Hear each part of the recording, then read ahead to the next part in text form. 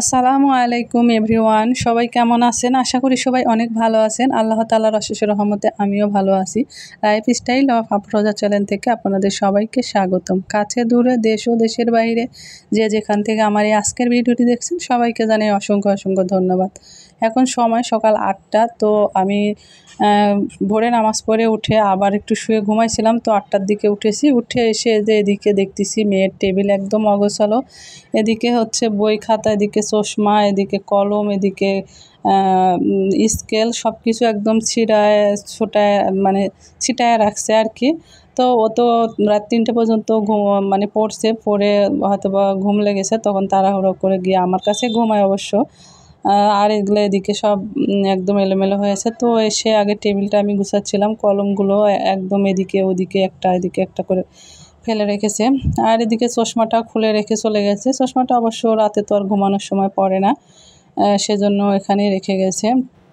আসলে ও চশমা ছাড়া একদমই দেখতে পায় না, লেখাগুলো ভালো মতো অত বুঝতে পারে না, দূরের কিছু অতটা দেখতে পায় না। আসলে ও দীর্ঘদিন এরকম রাত জেগে পড়ার কারণে অনেক সমস্যায় হয়ে গেছে।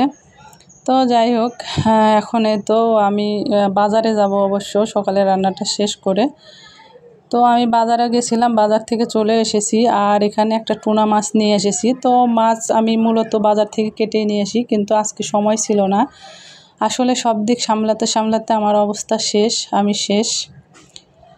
তো যাই হোক, তাড়াহুড়ো করে কিন্তু আমি বাজার করে নিয়ে চলে আসছি। মেয়ে কিন্তু ঘুমাইছিল, কারণ যেহেতু ও রাত 3টের দিকে ঘুমাইছে।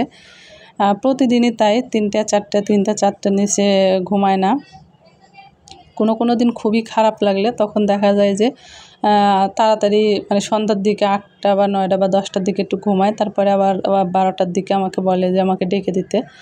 তখন আবার হয়তো ডেকে দিই, এরকম। বেশিরভাগ সময় ও রাতে ঘুমায়। তো যাই হোক, এই যে এদিকে আমি বাজার নিয়ে আসছি। আর মাছটা তো কেটে আনা হয়নি, কারণ সময় ছিল না। ও ঘুমায় আসছিল, আর একা ঘুমায় থাকলে ওইভাবে ভয় করে জাগা হলে। এর জন্য আমি খুব তাড়াতাড়ি করে বাজার করে নিয়ে আসছি।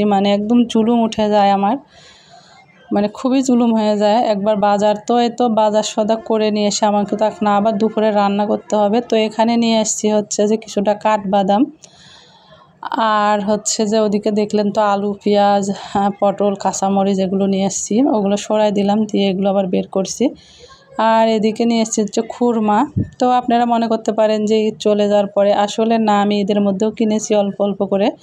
বেশি কিনলে কি হয় যে একবার বেশি করে কিনেছিলাম, কিন্তু ওগুলো কেমন যেন হয়ে যায়, পরে কিন্তু খেতে ভালো লাগে না। আর এদিকে কিছু কাজু বাদাম নিয়েছি। তো এখন থেকে ভেবেছি যে অল্প অল্প করে কিনে নিয়ে আসবো। বেশি নিয়ে আসলে নষ্ট হয়, খেতেও ভালো লাগে না, কেমন যেন হয়ে যায়। তো ওগুলো নিয়ে আসলে হয়তো এক আধ সময় দেখা যাচ্ছে একটু সেমাই খেতে মন চাইলে হয়তো রান্না করা যাবে, এই জন্য আর কি। আর খুব একটা মিষ্টি আমরা পছন্দ করি না, কিন্তু কিছু কিছু সময় হয়তো ইচ্ছা করে খেতে। তো যাই হোক, আমি অফ ক্যামেরায় মাছটা কিন্তু কেটে নিয়েছি। এখন আমি ধুয়ে পরিষ্কার করে রান্নাতেও চলে যাব। তো ভিডিওটি দেখতে দেখতে যারা এ পর্যন্ত চলে এসেছেন, আমার ছোট্ট একটা রিকোয়েস্ট যে প্লিজ একটি লাইক দিয়ে দিবেন আমার ভিডিওতে। আর আপনারা যারা এত দূর পর্যন্ত ভিডিওটি দেখছেন তাদেরকে জানাই অসংখ্য অসংখ্য ধন্যবাদ। আমার চ্যানেলে যারা নতুন ভিজিট করেছেন তাদেরকে বলবো যে যারা এখনও আমার চ্যানেলটি সাবস্ক্রাইব করেননি, প্লিজ সাবস্ক্রাইব করে আমার চ্যানেলের পাশে থেকে যাবেন। আমিও আপনাদের পরিবারে যাব, আপনাদের ভিডিও ফুল ওয়াচ করব এবং আপনাদের অ্যাক্টিভ বন্ধু হয়ে থাকব। আপনারা শুধু একটি সুন্দর গঠনমূলক কমেন্ট করে যাবেন। আর যারা অলরেডি করেছেন তাদেরকে জানাই অসংখ্য অসংখ্য ধন্যবাদ। তো মাছটা আমি ধুয়ে রেখে তারপরে রান্না সব গুছিয়ে নিয়েছি। আর তাড়াতাড়ি করে ভাবলাম যে মরিচটা আর বোটাটাও ফেলে নিই, কারণ মরিচ বেশি সময়ের পরে বোটা ফেলাতে গেলে দেখা যায় যে কীরকম যেন চিমড়ে হয়ে যায়, বোটা ছিঁড়তে চায় না। এই কারণে আমি তাড়াতাড়ি করে বোটাগুলো ফেলে নিচ্ছিলাম। আর এদিকে কিন্তু দুপুরের আজানও দিয়ে দিয়েছে। আমি কিন্তু আজান দেওয়ার সাথে সাথে আজানের মধ্যে গোসল না করলে আমার ভালো লাগে না। একদম সব কাজ একটার মধ্যে কমপ্লিট করার চেষ্টা করি, এদিকে নামাজও থাকে। তো যাই হোক, এখন এই যে মরিচগুলো আমি পলিথিনে রেখে সুন্দর করে ফ্রিজে রেখে দিলাম। আর এদিকে হচ্ছে এখন রান্নাটা করার জন্য আমি কড়াই বসিয়ে সব মশলা কিন্তু দিয়ে দিয়েছি। আর সেই মাছগুলো আমি ভুনা করব আর কি। তো এখানে রসুন পেঁয়াজ বাটা, কাঁচামরিচের পেস্ট, তারপরে দিয়েছি আদা পেস্ট, তারপরে হচ্ছে জিরা, তেজপাতা আর হলুদ লবণ। তো যাই হোক ওগুলো আর দেখায়নি, বেশি অনেক বড় হয়ে যাবে ভিডিওটা, এর কারণে। তো এদিকে আর এই টুনা মাছটা হচ্ছে যে কাটার সময় কিন্তু নরম লাগে, কিন্তু রান্না করার সময় শক্ত হয়ে যায়, এই জন্যে মানে মাছটা রান্না করে শান্তি। তো এই পর্যায়ে তো মাছটা আমি কষিয়ে নিতে নিতে পর্যায়ে লবণ দিলাম, লবণটা আগে দেওয়া হয়েছিল না। দিয়ে এখন হচ্ছে সুন্দর করে আবারও কষিয়ে নেব।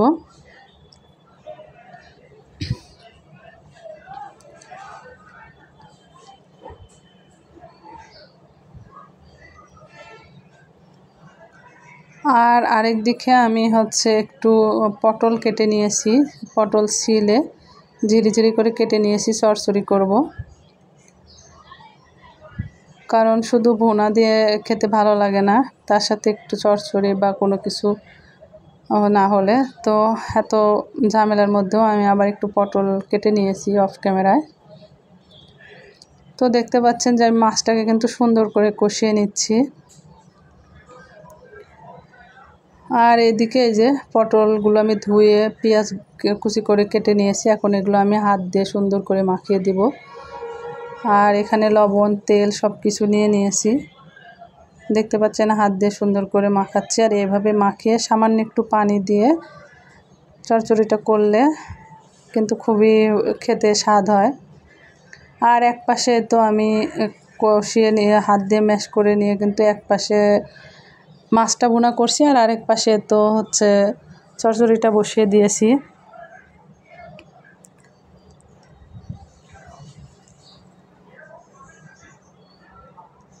তো আসলে আমার পক্ষে খুবই জুলুম হয়ে যায়, কারণ আমাকে বাজার করে সব কিছু এক আধ দিন দেখা যাচ্ছে আগে থেকে বাজার থাকলে এতটা সমস্যা হয় না।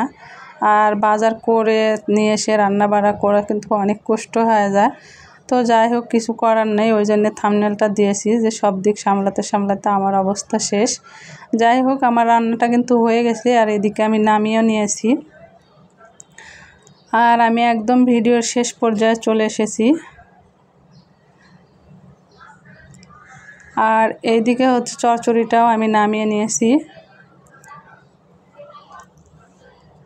তো ভিডিওটি যদি ভালো লেগে থাকে তাহলে প্লিজ একটি লাইক কমেন্ট আর শেয়ার করে দিবেন। আর আজকের ভিডিওটি এ পর্যন্তই। সবাই ভালো থাকবেন, সুস্থ থাকবেন। আল্লাহ হাফেজ।